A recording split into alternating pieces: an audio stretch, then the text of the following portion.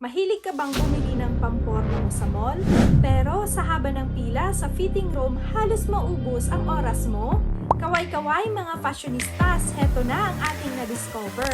Hey, this is Christy, your sophomore friend. What if Philippines? What if may smart digital mirror na mamimili ng isusuot mo sa Pilipinas? 3 hanggang 5 outfit ba ang sinusukat mo kada pupunta kang fitting room? Minsan, inaabot ka ng 1 oras kakahintay dahil yung mga nasa unahan ng pila ang dami ding isusukat. Nakaka-bad trip, diba?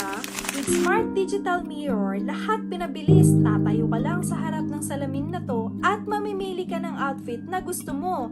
Sa isang kisap mata, mala fashionista ka na. Less work pa para kay ating taga-ayos nung mga sinukat mong damit dahil di ka marunong mag-ayos ng mga ginulo mong nakahanger at di na magagamtian ng lipstick mong malakulay rosas sa pula. Meron na ba nito dyan? Comment and follow and I'll see you on my next video.